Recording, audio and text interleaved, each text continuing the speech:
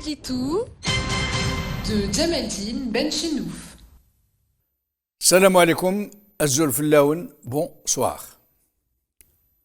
Manatiq al-Dhall, les zones d'ombre. Les Algériens font un jeu de mots très significatif. Au lieu de dire Manatiq al-Dhall, ils disent Manatiq al-Dhill, les zones de l'indignité. Et pour cause, puisque dans ces agglomérations recensées par le régime, dont il nous dit qu'elles sont de 13 587 localités, vous imaginez, presque 14 000 localités, villages, etc., où vivraient environ plus de 13 millions de personnes, soit quasiment le quart de la population.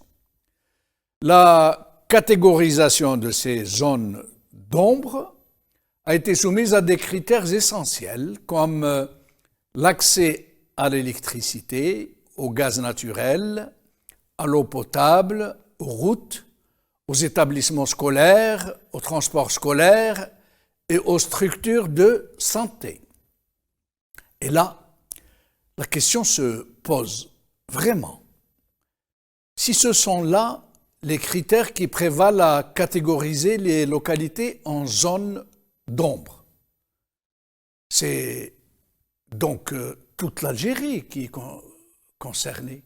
C'est quasiment toute l'Algérie, y compris sa capitale, Alger, qui sont éligibles à cette catégorie de localité. C'est donc toute l'Algérie qui est une zone d'ombre. Et c'est Alger aussi qui est une zone d'ombre, la capitale du pays, puisque hormis les quartiers huppés où nichent les familles du régime, les Algériens, dans toutes les villes du pays, y compris celles du nord, y compris la capitale, considérée comme les mieux loties, manquent cruellement d'eau potable.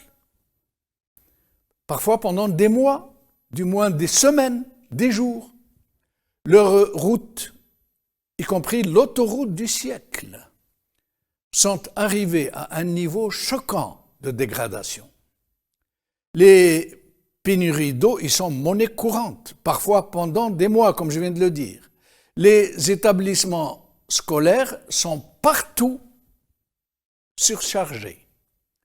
Les enseignants y sont très mal formés. Le transport scolaire y est quasiment inexistant. Et les structures de santé sont de véritables mouroirs, classées, n'en déplaise à M. Tebboune, qui nous dit qu'elles sont les meilleures d'Afrique et du Maghreb, classées parmi les pires du monde. Pourtant, lors de sa dernière rencontre avec les Walis, le président Tebboune, comme à son habitude, a laissé libre cours à ses habituelles divagations. Je dirais même que cette fois-ci, il s'est surpassé. Il nous a appris, avec un aplomb qui ne doute de rien, que son régime a réalisé, tenez-vous bien, 82% des problèmes recensés dans les zones d'ombre. Oui, non pas 80, ni 85, mais 82. Admirez la précision statistique. 82% des problèmes des zones d'ombre qui ont été recensés et dont les budgets ont été mobilisés à peu près 6 mois. Ça veut dire qu'ils ont réalisé 82% de ces problèmes énormissimes en à peu près 6 mois. Encore un peu, il nous aurait dit 82,17%, ou 18, ou 15, ou 14, pour dire combien ce monsieur est dans le déni, dans la fuite en avant, dans la démagogie, dans la mystification. Et puis, et surtout, M. Tebboune pourrait-il nous dire comment ont été réglés 80% des problèmes de ces 8 millions de compatriotes? qui résident dans ces 13 587 localités? Comment 82% de leurs établissements scolaires ont été réglés? Et comment 82% du transport scolaire de 2 millions d'écoliers dans ces zones d'ombre et de collégiens ont été réglés?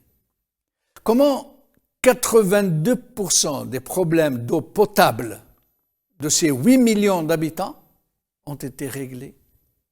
Comment 82% de ces 8 millions d'Algériens ont été raccordés au gaz naturel?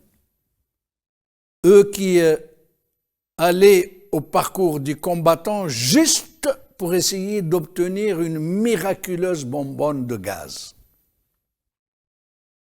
82% de leurs routes, quand elles existent, et qui étaient toutes devenues du bitume gruyère, ont-elles été toutes réparées?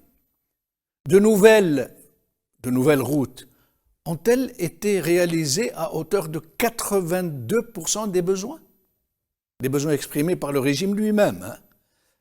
82% des besoins en hôpitaux et autres structures sanitaires pour ces 8 millions de compatriotes ont-ils été construits? 82% des hôpitaux et des infrastructures hospitalières?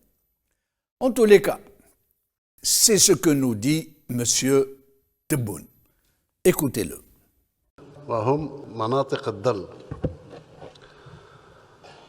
أنا شاكر كثير للولاة اللي يهتموا بالأمر وتحصلوا على نتائج تسجل لهم قبل غيرهم بأنهم أنقذوا جزء من هذا الشعب هذا، أبناءه بناته، وسمحوا لهم بالدراسة والتمدرس والعيش الكريم بالكهرباء والماء والطريق إلى آخره.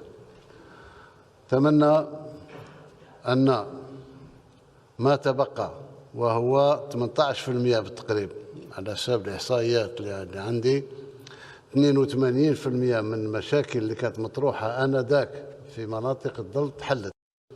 82% من المشاكل اللي كانت مطروحة آنذاك في مناطق الظل تحلت. 82% من المشاكل اللي كانت مطروحة آنذاك في مناطق الظل تحلت. 82% من المشاكل اللي كانت مطروحة آنذاك في مناطق الظل تحلت، وتحلت بملايير الدينارات، وما هيش خسارة في المواطن، ما هيش خسارة المنصرف على المواطن، لأن مثل ما قلت هو الأساس نتاع هذه الجمهورية هذه. En clair, M. Tebboune nous dit que 82% des problèmes des pires régions du pays ont été réglés en moins de 6 mois.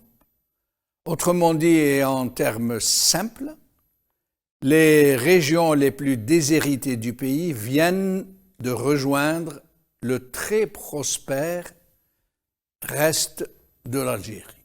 Plus besoin de faire l'harga, plus besoin de faire la chaîne devant les consulats pour un hypothétique visa, plus besoin pour tous les membres du gouvernement, du régime, de l'armée d'installer leur famille en Europe et ailleurs, puisque l'Algérie est devenue un Eldorado en moins de 6 mois.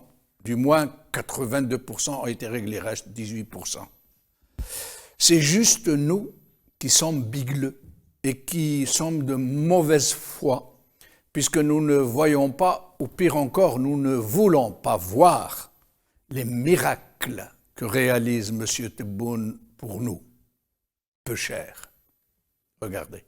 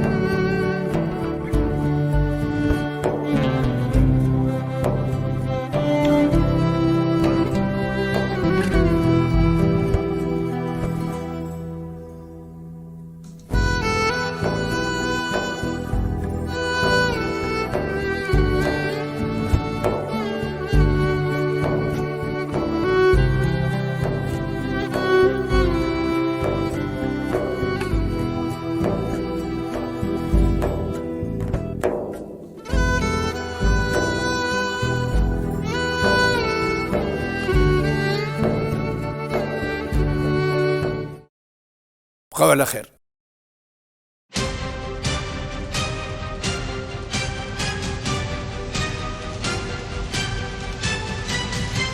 L'édito de Djamaldine Benchenouf.